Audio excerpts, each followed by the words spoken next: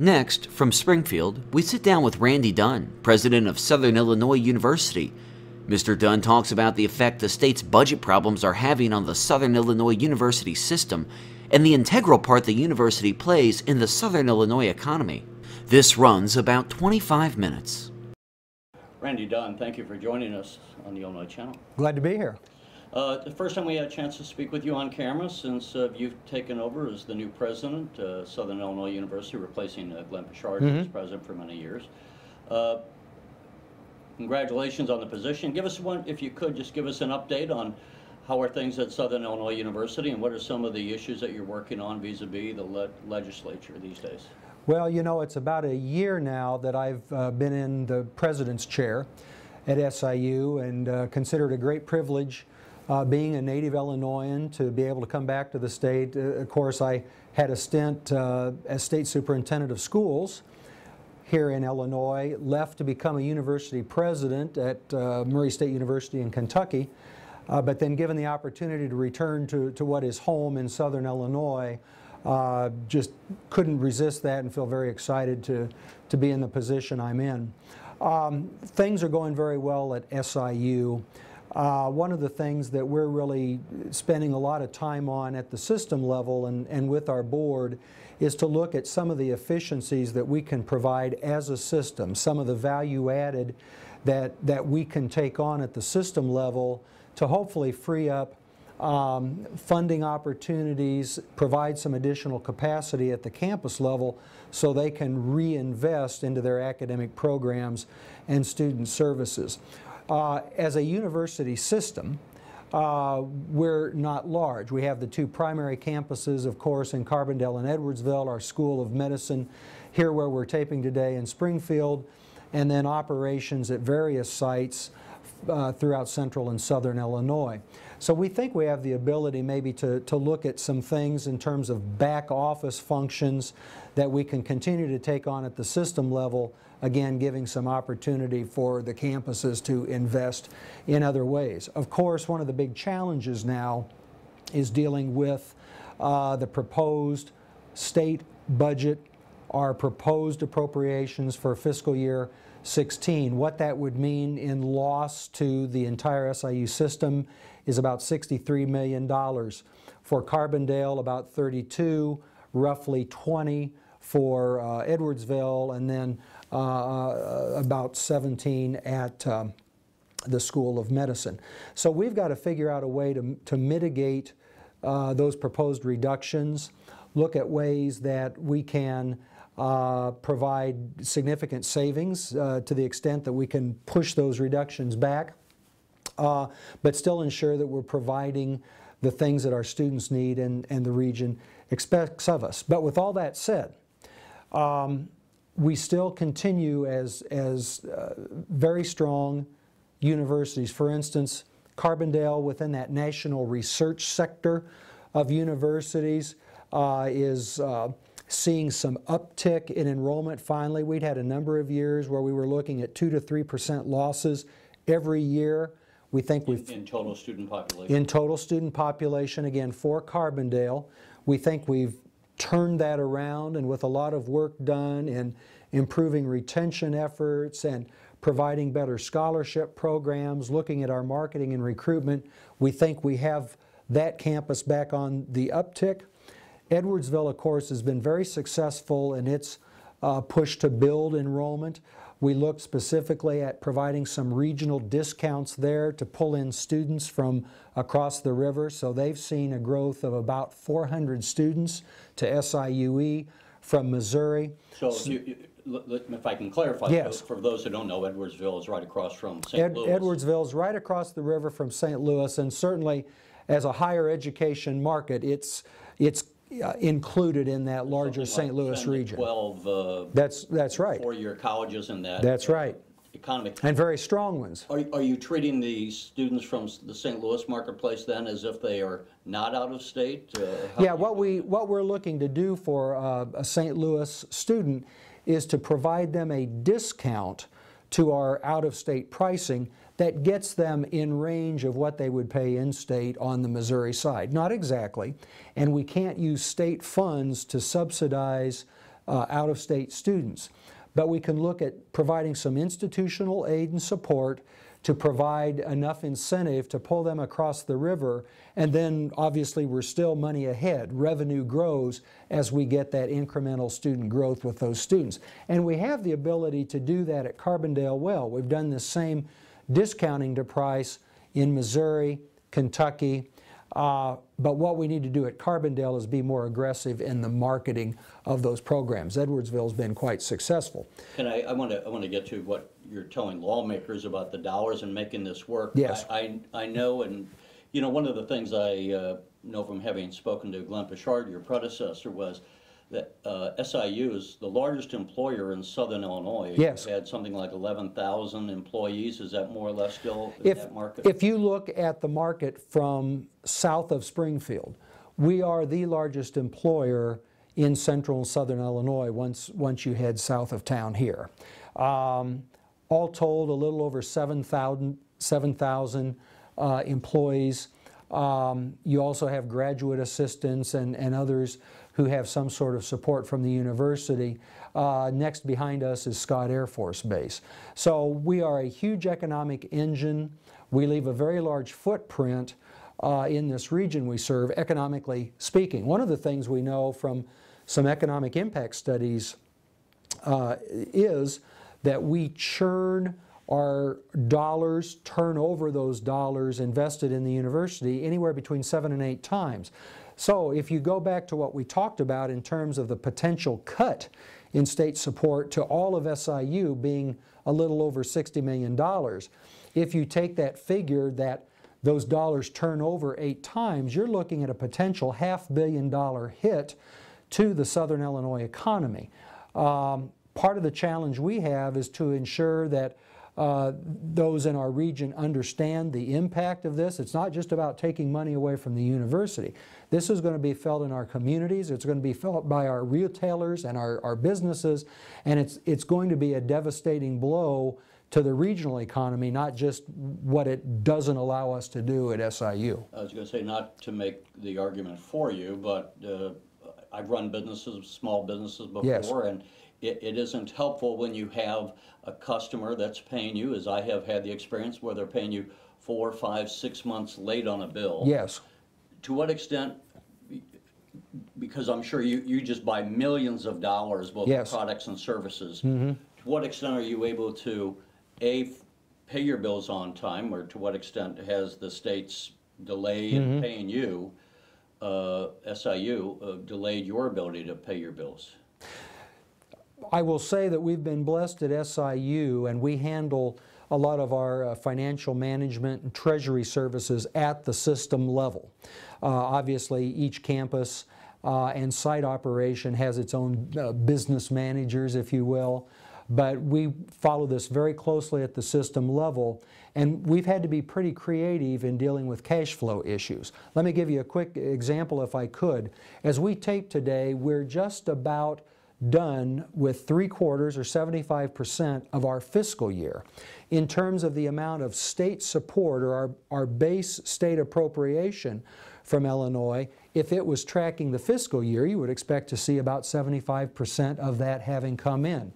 The latest figures I have is that we're not quite at 50% yet, somewhere in the 50. We're somewhere in the high 40% range. So we're carrying the state. We're carrying the state. There's a fairly significant lag there. What that forces us to do... I always want to point, because people normally, they run their household or something.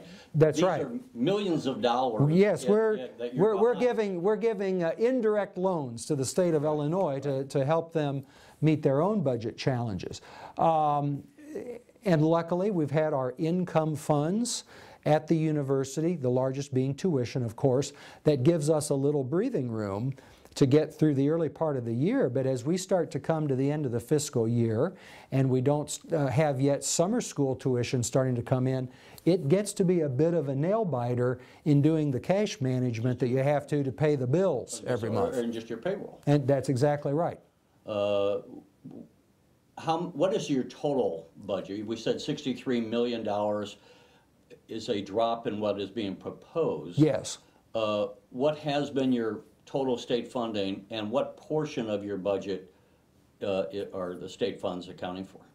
If you look at the entire operation of the university as a whole, we're about a $900 million enterprise. Now that is all sources, all funds, all purposes kind of being thrown into the hopper. If you look just on the state side, we get roughly $200 million plus from the state of Illinois in terms of our general revenue support, and the cuts that have been proposed would be about 31% of that. So it's significant, obviously. So the argument would be that if you look at that overall budget, the $900 million roughly, the $60 million we stand to lose isn't nearly as problematic, one might think, if you look at that full range of operations. The difficulty with it is this. We use a very large percentage, above 90% of our state money, to pay for salaries. Universities are human capital enterprises. The first charge on the state money that we receive is to pay wages and salaries of our individuals to make the university operate. If you think of that entire $900 million, you have all kinds of things that go into that revenue, from ticket sales at a basketball game all the way to revenue that may come in at our medical and dental clinics, those types of things. So if you think about it in that way, all of those other sources of funds have costs that attach to those. We use that state money to, it's not wiggle room. It's not wiggle room. That state money pays a huge amount of the salaries that run our very large enterprise. Now, one of the things that you heard talked about... Can I drive that point? Well, absolutely, absolutely.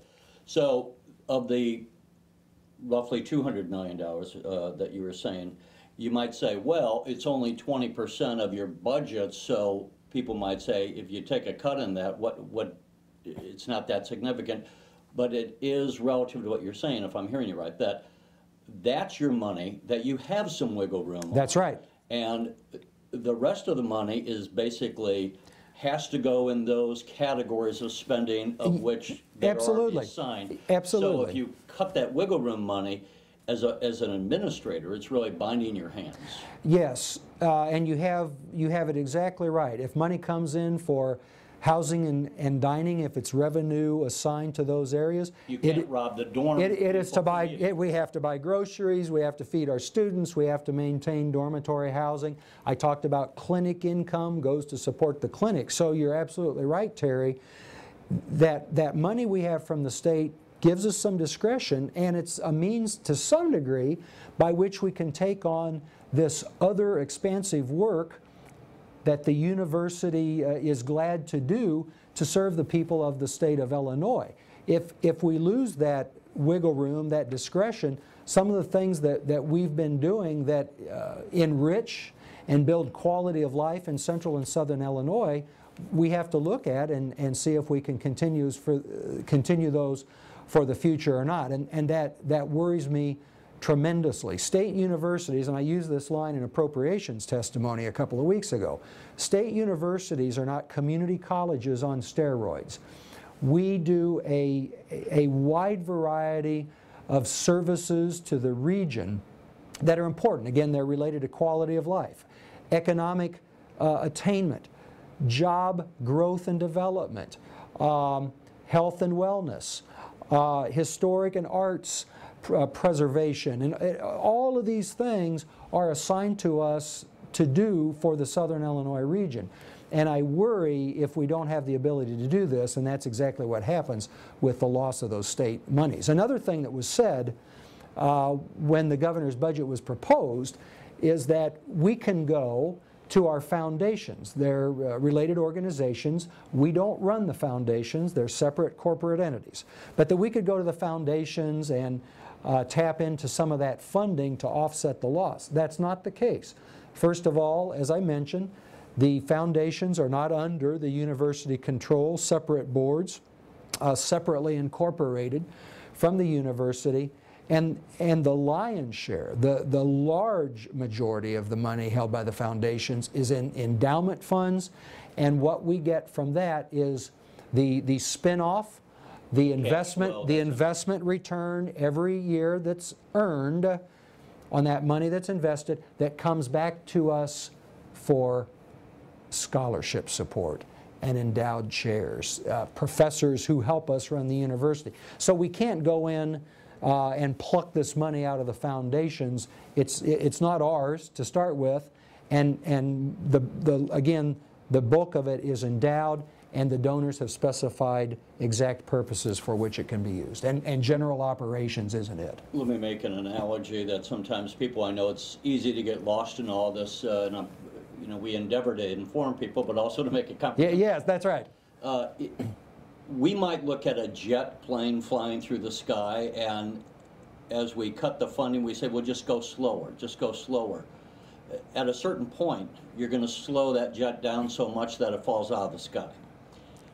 At what point do you fall out of the sky? At what point do we cross that tipping point that you've just financially slit our throat and now we're going to implode? Well, I'm not trying to dodge the question, Terry, but that really is a public policy question. It is a question that the citizens of Illinois ultimately will have to answer through their elected representatives.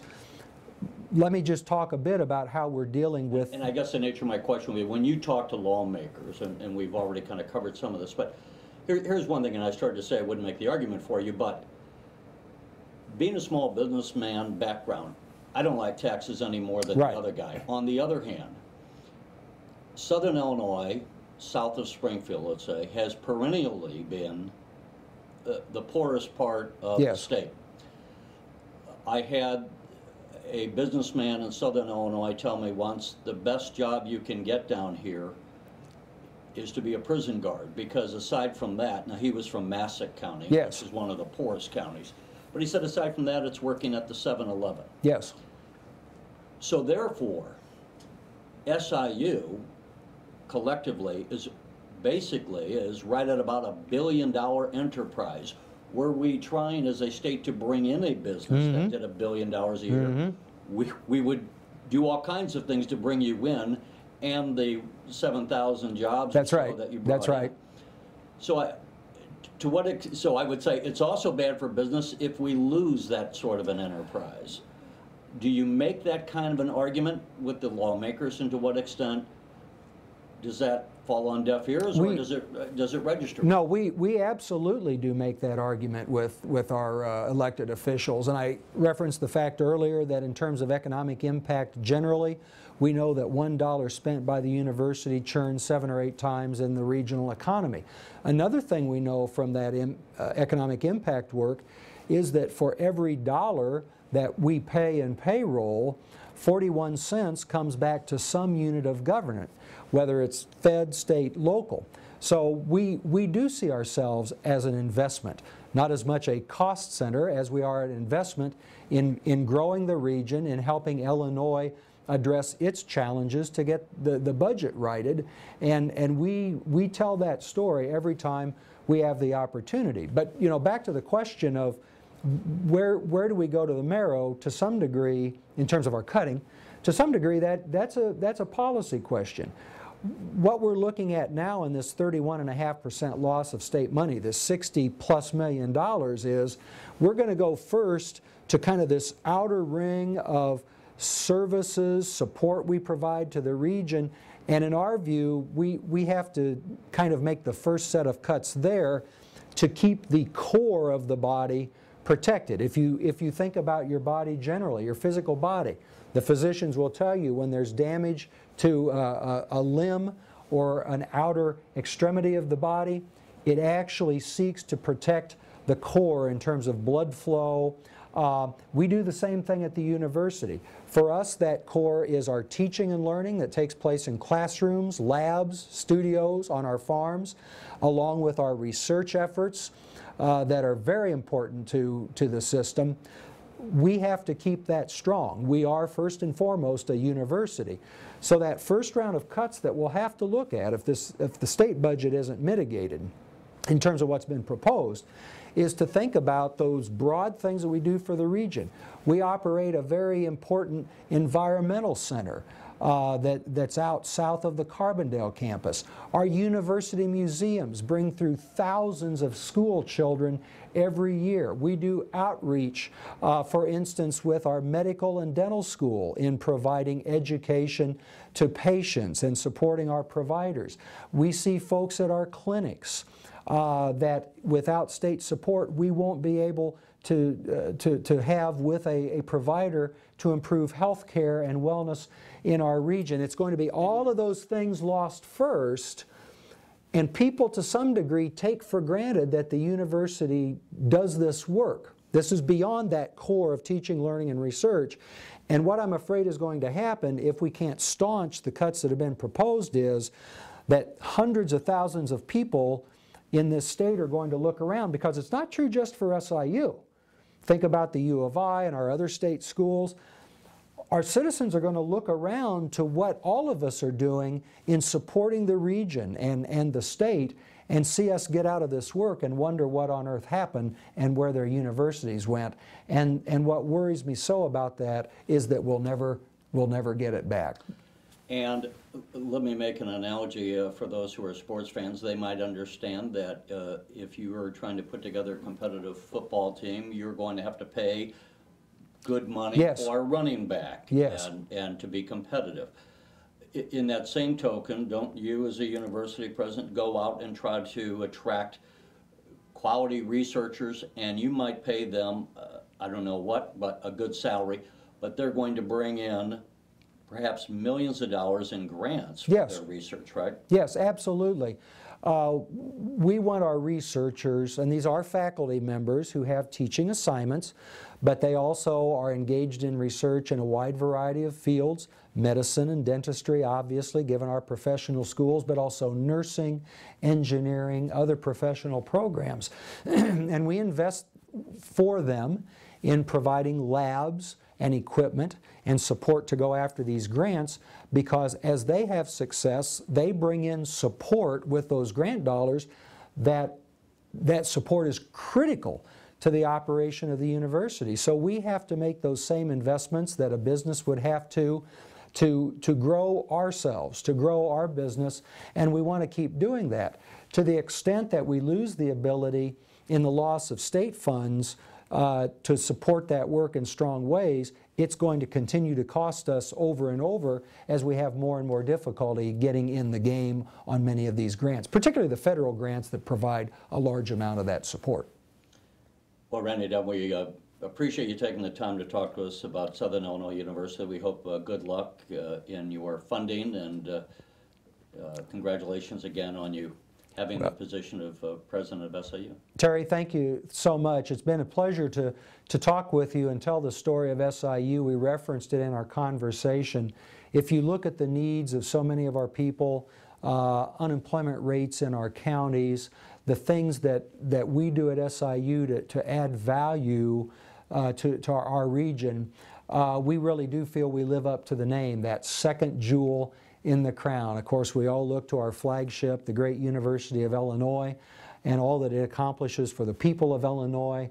But we know that we do the same in those counties in central and southern Illinois where our footprint is large, and we just look forward to the opportunity to keep playing that role and keeping our part of the world strong as we go into the future. All right, well, good luck to you, and thanks, Terry. What SIU. You bet.